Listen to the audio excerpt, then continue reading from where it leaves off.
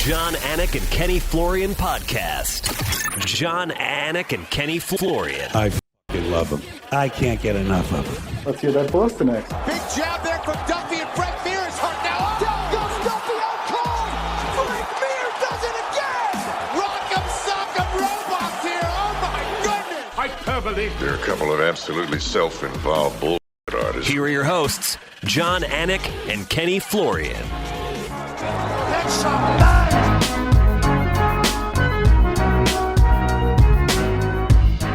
Kind of good after a week off to be back into this type of business, especially after a good week for you guys. Back when we last convened, updated standings, Brian Petrie was minus 2,930 American dollars. 3-2 on the week. That included a hit on your special prelim featured bet, Gilbert Urbina, and a 3-unit whack on Anthony Fluffy Hernandez. So a plus 310 week for Petrie. Kenflo 2-2, even on the week, remains in the black at plus $5. But far more importantly for Kenflo, his lead, 2,935 American dollars. UFC Fight Night, Kata France versus Albazi. And we'll begin in the heavyweight division. I don't care if Andrei Arlovski fights in a prelim, Bri, main event, PFL against Francis Ngannou. Yes. Whatever it may be, we're making a prediction and we're watching. Dontel Mage, though, betting favorite right now on DraftKings Sportsbook, minus 125. The ageless 44-year-old Andrei Arlovski is plus 105. UFC start number 40 for Arlovski. Wow. What are you thinking? You think he gets it done? He's done a lot of winning of late. Sure. Yeah, this line's weird to me because, I mean, didn't anyone not watch Dontel versus Augusto Sakai? I mean, the guy didn't show up. He threw under 40 strikes. I mean, didn't wrestle. D1 Dontel was not there anymore, right? What happened to this guy? This is a guy that was the most feared guy in Northern Kentucky, Southern Kentucky. He came up when I was still going to local shows, knocking everyone out. And now I watch him strike, and I'm like, he's so uncomfortable in the pocket. He doesn't like getting hit.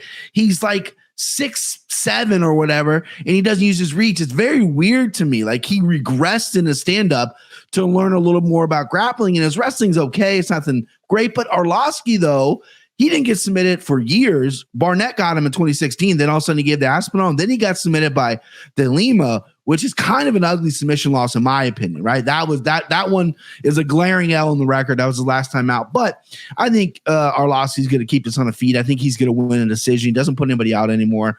Dontel's cardio has improved, but you're giving me a plus number on the heavyweights. I'm going to play it. I'm going to play it by decision, and give me the pit bull. Give me Andrei Arlovski. Kenny, it really is incredible when you go to Andrei Arlovski's Tapology page or Wikipedia page and you think about all the big fights and how many big names he's fought spanning all these different decades. And I'm sure for you, you have a lot of admiration. Recently celebrating a birthday, not all that far away from his. He was submitted by Paysow his last time out. That was October of last year. But man, solid at the window, right? And you haven't paid a big price. The only man to beat him other than Paysow dating to 2019, Tom Aspinall. Petrie likes Andrei Arlovski. Kenny Florian, your thoughts? Yeah, it's crazy to see that level of durability, that level of longevity in a guy who fought at a high level in the UFC's heavyweight division where you can take a tremendous amount of damage. And I got to say, I agree with Brian here as well. I think that Arlovski knows how to win rounds. He does have some close decision wins here and there. But I think the lack of activity, the lack of volume from Mays may come back to haunt him here again. I also don't think he's that much of a submission threat to where he could take down Arlovski, keep him there, get superior position, and then lock in a submission. So, for both these guys, it is the UFC heavyweight division, which can be difficult to predict, especially when you have two guys that are willing to stand up and trade. However, the experience for Arlovski, I think, is going to be the difference here, and I think he wins by decision. All right, Andrei Arlovski plus 105 at present. Featured prelim in the welterweight division. Also close on the number. Eliseo Zaleski dos Santos minus 115. Abubakar Nurmagomedov is minus 105. So Nurmagomedov, interesting story, signed in 2019, but has only fought 3 times since. COVID-19, if memory serves, definitely played a role in that. But he is going for 3 straight wins here, Kenny, taking on Easy Dos Santos, who has a lot of UFC history. nearly murdered Benoit Saint-Denis the last time we saw him. But that was a long time ago. Back in 2021, there was a suspension for Osterine, I believe. He disputed that as a contaminated supplement. At one point, this dude won 7 fights in a row in the UFC's welterweight division. He has been ranked before. Your thoughts on him here against the very tough Abubakar Nurmagomedov? Yeah, and Eliseo Zaleski dos Santos is not only, he hasn't beaten the big names, but he's beaten some really good fighters, some really tough guys. And this was a tough one for me to pick, but I do think Nurmagomedov's wrestling could be a bit of a kryptonite for someone like Dos Santos. However, we've seen Nurmagomedov on the ground get caught a couple times. And I don't know if Dos Santos is that high level of a guy where he can submit him or take advantage of some of those opportunities. But I just think that Nurmagomedov's ability to strike, set up his takedowns, get control is going to be a tough thing for him to overcome. I think that on the feet, there's no question in my mind that Dos Santos is going to have the advantage there. He's very explosive. He's very fast. But I think Nurmagomedov's game plan of doing what every Dagestani has done all over the world, hit those takedowns, get the control, utilize ground and pound, win those rounds. I think that he's going to be able to do that here against Dos Santos. I'm not sure if he's going to be able to get a finish against Dos Santos, but I think he does get the win. If you are unfamiliar with the name Eliseo Zaleski dos Santos, biggest win of his career came against Sean Strickland. That was UFC 224 back in 2018. And another interesting note on this fight, some of you might have seen on social media, Bilal Muhammad out at AKA training alongside Nurmagomedov.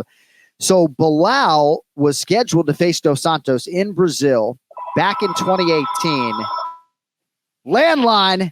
And in 2018, that fight did not materialize. And my research suggests that Bilal was pulled from that matchup for whatever reason. And now he trains alongside Abubakar. We'll see how it goes. We're trying to get Petrie's video feed back. So, all right, Brian Petrie, Eliseo Zaleski dos Santos, -115. Abubakar Nurmagomedov, -105. Who do you like? Go figure. The minute I get some color and I break the goddamn camera, looking so good. This fight's a little weird to me because Zaleski dos Santos is a guy who is a pure striker. I think this guy is great. He knocked out Sean Strickland back in the day.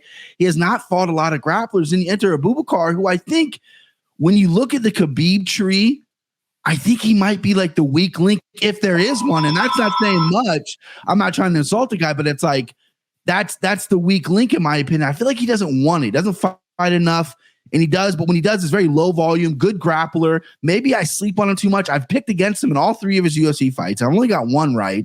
So I'm going to go Abubakar. I think the wrestling, the grappling, you can't beat that. He's been in AKA with Khabib. Bilal was up there. He's getting the full original training camp. I like this. I think this is going to be an in-shape Abubakar. So give me Abubakar.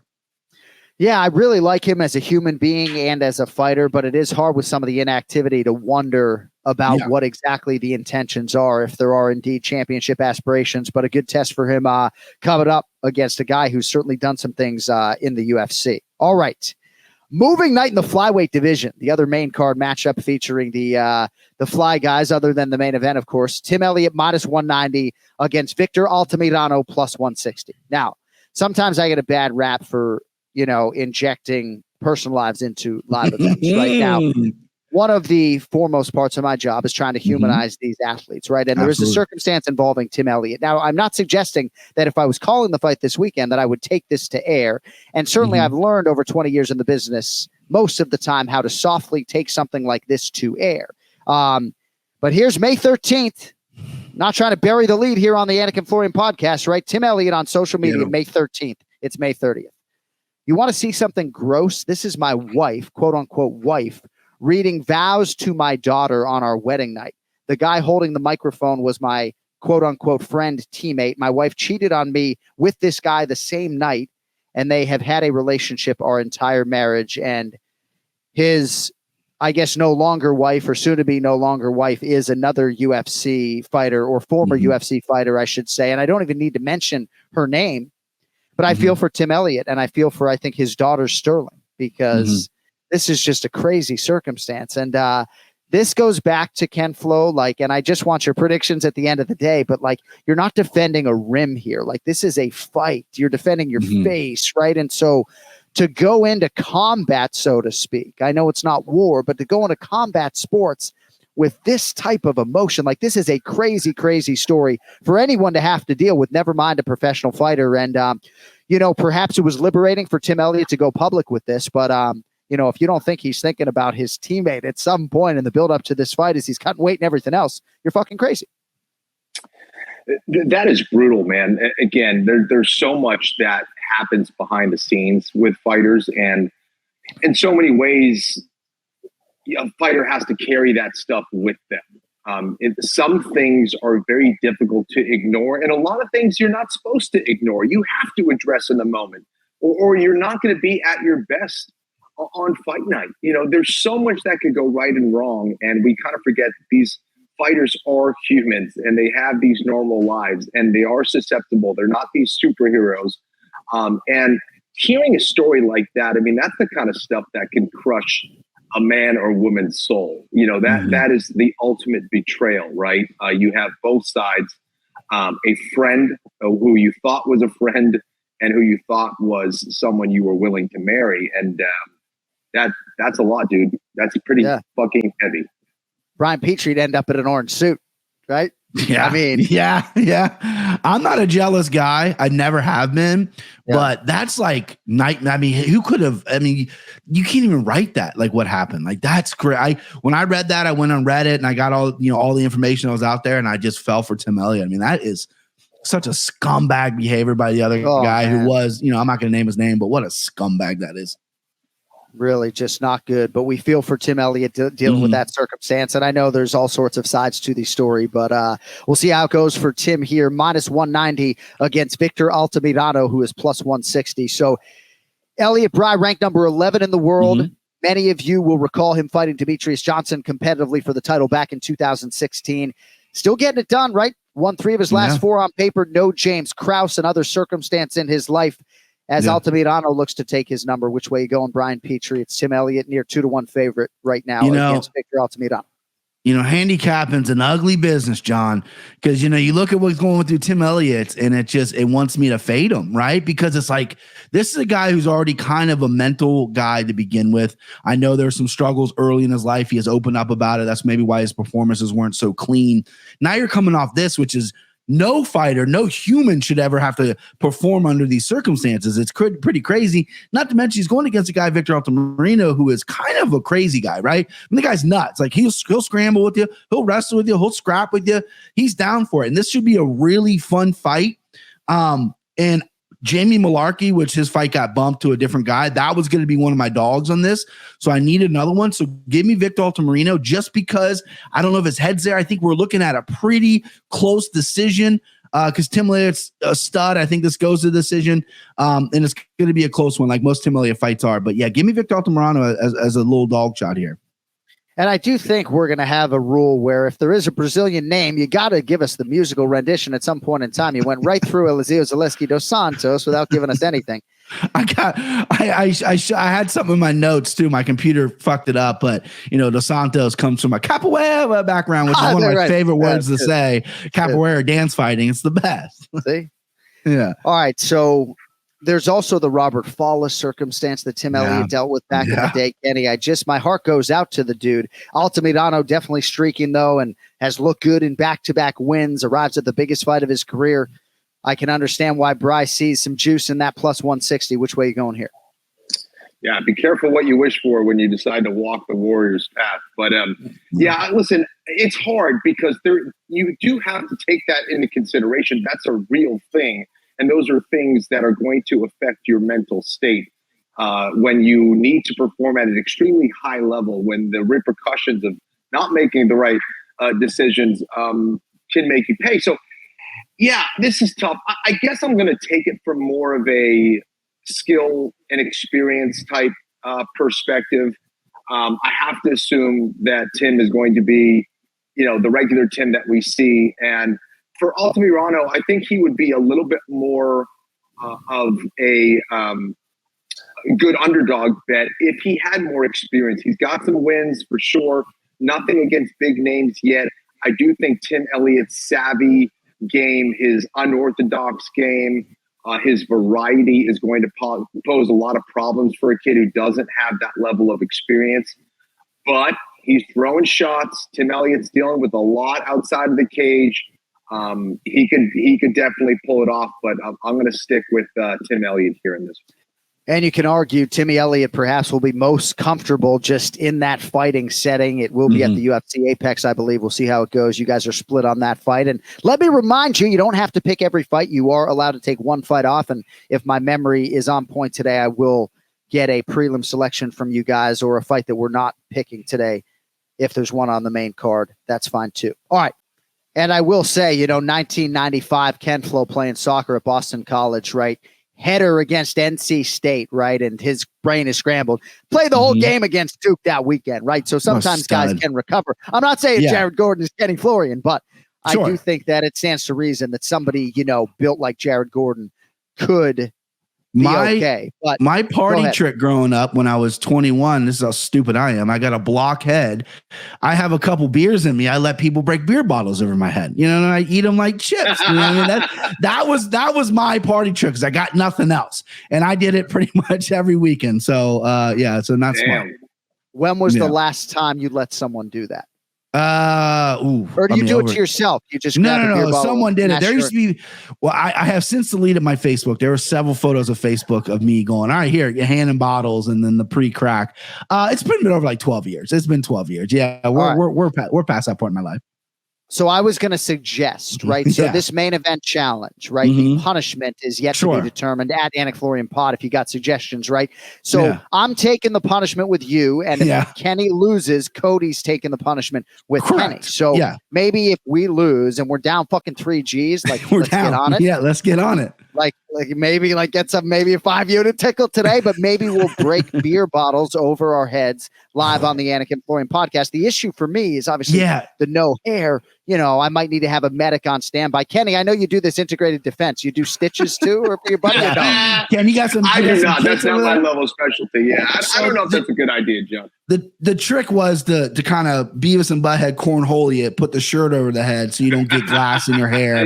Maybe not cut your head up, but it's probably not the best idea. For all the youths out there watching, it's very dumb. Do not do that. That wasn't even a consideration for me. Yeah, you were like, I'm all in. America's Let's go. Youth. Yeah. I was 20, 21. I'll do it. I'll fucking do it. I've told my wife about it, and she's like, I want to see it. I don't know. I'm 36 now. It's getting up there, but we'll do it. All right. I guess we'll have to. We'll see. We'll see. I unless the youth of this great nation and other nations would be offended. I think it's a pretty good punishment. Petrie and I put hoods on Kenny and break bottles over our heads. I think it's pretty good. Let Cody and Kenny do it. Just fucking, let's do it. Oh God. All right. Co-main event in the featherweight division. Another longtime UFC veteran, Alex Caceres. But how about Alex Caceres? Right? You've been around forever. 34 years of age. He started 0-2 in the UFC, 1-3 through his first 4 UFC fights. And this was in 2011, 2012. And look at him now, 28th UFC appearance for Alex Caceres, minus 175 here against Daniel the Pit Pineda, plus 150. Second UFC stint for Pineda, and just one loss for the first 4 fights of that stint. Brian Petrie, you going with the favorite Caceres or Pineda the dog? Yeah, I like this fight. Alex Caceres, I'm glad you gave him props, John. This is a guy that doesn't get, Ultimate Fighter 12. Most people don't even know who won that season. People think that, that's the Bruce Lee season. That's the Michael Johnson season. Jonathan Brookins won that fucking show. You know what I mean? That guy didn't last long. It's crazy that Caceres has been there step for step with Michael Johnson. And I love where he's at in his career. This guy went to 35. That was too much on his body. He's a long, lanky guy. Back up. Now he's fighting for fun. The Julian Rosa fight, that kicking landed, that's just flowy stuff. He's out there flowing, which I love. He's doing grappling outside of the UFC as well. He's staying active. He's durable. He doesn't give enough credit for how durable he is on the feet. Like, it's very hard to put him out on the ground. Unless he's going down with Chrome Gracie, he can hang on the ground. He's very good on the ground. You got Pineda, who I have faded a lot because this guy has been injured. He's melted a couple USADA piss cups. And, he's been out of the octagon for a while. And I was all in on Tucker Lutz his last time out, and he bullied Tucker Lutz, bully balled him, and just egg on my face. Pineda's very good, very dangerous in that first round and a half. His cardio usually fades. The Tucker Lutz fight, it didn't fade. Caceres, though, is a well-rounded fighter who can win at any time. John, I was going to play it safe this week, and I was going to go, no multi-units. I've had a week off. You know, your boy's sitting in the sun, not really gambling much. Right. But let's go 5 units on Caceres. Nuts on the table. Let's go. We need a comeback, Johnny. I don't want a bottle broken over my head. Let's go. All right, so a 5-unit trigger on Alex Caceres. That is an $875 wager, I believe, to yield $500. And by the way, I have had such little water today, Kenny, that right now my piss could melt. So I'm going to take a sip as you give us your prediction on Caceres and Daniel Pineda. Let's go. This was a tough one for me as well. I think for Pineda, I think he can get some good work done, not maybe from a submission perspective necessarily, but on top with some ground and pound. He's got nasty elbows. When he's in his groove, he's tough to stop. He has been around a lot like Caceres, though. You never really know what kind of Daniel Pineda you're going to get. There's certain times where I'm like, dude, this guy looks phenomenal. Looks like he can go for a run here. But then there's other times where I'm like, he looks lackluster. He gets tired. Like, Brian mentioned his cardio. He struggled with that in the past, late in fights. So he's always been dangerous early. But as far as, going deep into the third round, I think, it hasn't always been there for him. I agree with Brian. He did look good in his last fight. So it just makes things that much more tricky. Now, let's talk about Caceres. Look at the improvements that he's made, the maturity that he has shown in the octagon as of late, the decision-making. He's been able to really put it together so much better. I think that Caceres and his experience makes him the favorite here for good reason. It's just tough when I get a guy like Pineda who's been inconsistent. Can he win? Yes. But I like Caceres. I like his consistency. I like the fact that he's been able to put it all together. Seems like everything is going well for him in a training perspective. So I like Caceres as well here. I'm not willing to do a multi-unit bet, but I do like Caceres here. So let's go. All right, both guys on Alex Caceres minus 175. And yes, Cody, you do still owe the podcast a tattoo. See to it that you get that ink. My man. All right, let us get to the main event. Third-ranked Kai Kara France minus 110. Number 7, Amir Albazi minus 110. That's a pick 'em, ladies and gentlemen. Albazi out of Iraq. That should be the pronunciation of the week. Everybody's saying Iraq. Albazi out of Iraq has won 5 in a row overall, 16-1 as a pro, 4-0 in the UFC, finisher, 3 of those UFC wins by stoppage.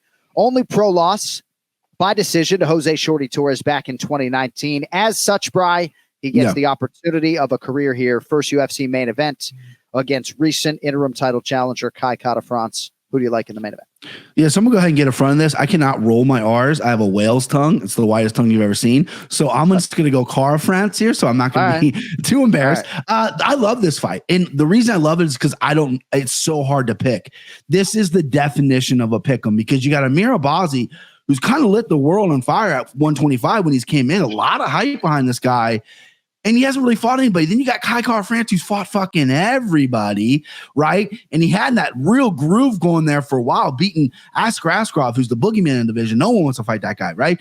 To go and fighting Brandon Moreno and having a pretty competitive fight till he got dropped with the body kick. Kai Kara France is so technical that I'm worried that his volume's just not there. But this fight thunderstruck me, right? I had a dream about this. This is how pathetic and loser I am, dreaming about fights. But Amir Albazi is definitely, I think he's better on the ground. Obviously, Kai Kara France has been submitted before, but his takedown offense is very good. How is Amir going to get it there? I think it's going to be a club and sub. I think Amir, even though he doesn't have the technical prowess Kai Kara France does, Kai Kara has been known to get caught in fights, at least be hit. Albazi drops him, jumps on something a la the Brandon Royval fight, which is what Kai Kara France was in. He got submitted in that fight as well.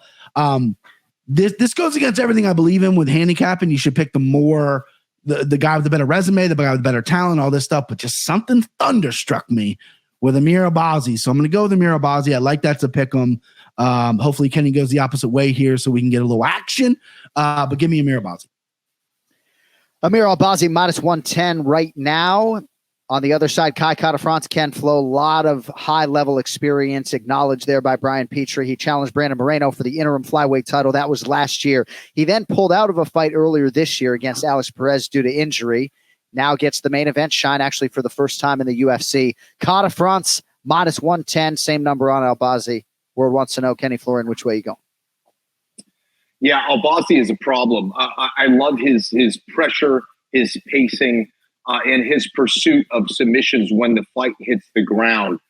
I do think he definitely has vulnerabilities on the feet still, but he is tough. He's got a chin. He's durable, and I think he's very motivated right now. For me, experience-wise, doesn't have those big names on his resume, but he is very, very good and someone to watch for sure. I don't know exactly how this is going to go, of course, but I do believe in Kai Kara-France and his game. I think that his camp is still one of the best in the world. I think he is going to be motivated by this main event spot here. And again, I look at the Askar Askarov fight and I say, well, maybe his volume wasn't there where it should have been, but I do think he was very well prepared to take on a very determined grappler in that fight. I think he can build off of that experience and get a good win here. I think he's coming in here confident. I think he does feel that he's going to have a huge advantage on the feet. I'm not sure he finishes him, but I definitely believe that he can finish someone like Albazi on the feet. I don't know exactly if it's going to happen early, but I think later, maybe third round, fourth round is when those punches and strikes can start to accumulate. Frustration set in against a guy who's less experienced, and he can win. So I like Kai Kara-France here. I'm going to put, let's put 2 units on. Let's go 2 unis. Give me 2 unis. Nothing crazy. Now I'm rethinking everything. Rethinking everything. All right. I need 2 more minutes of your time, Brian Petrie.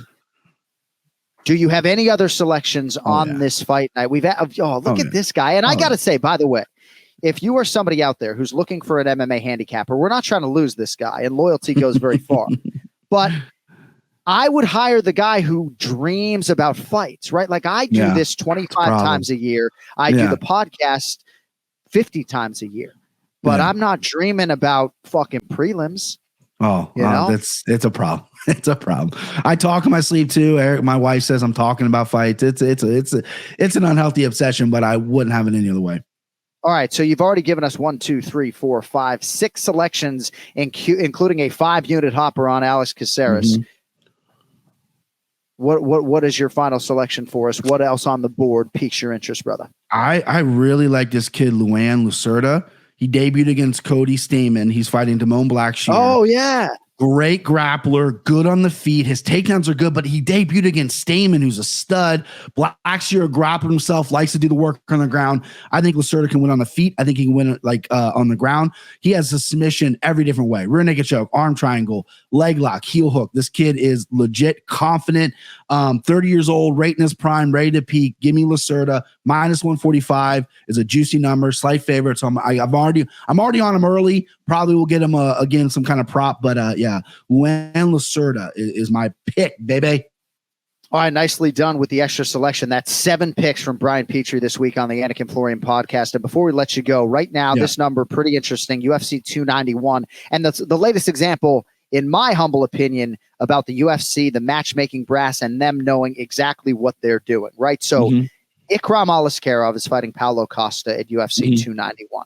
Costa, the former middleweight world title challenger, looked really good in a memorable fight against Luke Rockhold. And then you have Ikram Aliskerov, who just won his UFC debut not all that long ago. Lone pro loss came against Khamzat Chimaev down at welterweight. Shortly thereafter, he moved up to 185 pounds. And now, Bri, one fight into his UFC career, he's favored, albeit slightly, minus 115 to beat Paulo Costa. To me, it's a little insanity. That's Khabib's guy. I heard about that guy before the Khamzat fight, and then when he got slapped by Khamzat, everything, the brakes got settled. Look at his UFC debut, but Paulo Costa, if he comes in right, if he comes in on weight and doesn't do any of that weight bullshit, this is a guy who is really good, right? He's a powerhouse. He's hard to take down. He's hard to hold down. Ikram is kind of a well-rounded guy, but he wants to get the fight to the ground when he's fighting a guy like Paulo Costa. Easier said than done. I love that you brought that line up because now that I can legally bet, I've been jumping on early lines, and that's something I am definitely going to jump on. I think Costa, I know there's a lot of, the secret juice stuff, and does he want to be part of the UFC? Is the fight signed? There's a lot of outside stuff, but he's a real deal. He's a real deal. Just really interesting that Alaskarov calls for the Bo Nickel fight, and DC wisely slowed my roll, suggested that was too soon for Bo Nickel, and now here he is fighting Paulo Costa. And no, go ahead, please. No, I love Bo Nickel. I DM when I first started this podcast. I DM Bo Nickel, was the first guy I DM'd when he was still at Penn State, and was like, "Hey, can you come on the podcast and talk about if you're going to do MMA? Because we need a guy like him in MMA, right?" I got ignored. I get ignored because I'm a no. But the guy's a stud, and I've been on him. I think he's next level. All right. Well, when we interview Bo Nickel here on the Anik and Florian podcast, if I should say, we'll have you be a part of that. On here. We'll have you be a whole part of that. But I just love seeing a line like that so close. All right, Brian Petrie, MMA Takes Podcast. Find him at Brian Petrie MMA on social media. Why don't you get on out of here, Brian? We appreciate your contributions as always. You guys are the best. See ya. Peace. All right, before we go, just wanted to shout out the longtime manager of Longo Weidman MMA, Steve Lee, who has now cracked the top 100 professional bantamweights in the Northeast at number 99. He's lucky that I'm not fighting, because I think Steve Lee and I might be on a collision course, but we appreciate his support very much, and nice to see him get a little bit of shine there. And lastly, I would just say to Jared Paolo, we know you're the heart of Argus Integrated Defense. It's not Ken Flo, so I'm sorry for butchering your name off the top of the program. That is going to do it for us today. Don't forget, remember the show with Bilal Muhammad and Jason Anik, still live every Thursday on the Anik and Florian Podcast YouTube channel. Our show here on the DraftKings Network and all over the place is live to tape. They actually do theirs live, so give them a view on Thursday night if you're so inclined. Also, check out Kenny Florian, martialarts.com, at Argus Integrated Defense. Again, he had no idea we were promoting that today, but it definitely piqued my interest. One more sleep merchandise is out there at millions.co. We are now offering my autographed fighter cards. I actually use these cards to prep for fights. We're also offering signed merchandise as well, so you can check out all of the regional designs as well at millions.co. Thank you to our guests today, of course, Raymond Longo, Brian Petrie, our producer, putting this whole show together ably as always is Cody Merrow. Kenny, safe travels back home. Thank you, bro. And we'll talk to you next week in advance of UFC 289. Thank you, everybody, for listening, for watching. We appreciate every last one of you. Enjoy the fights this weekend. Back with a pay-per-view preview coming up next Monday. Until then, yo, later.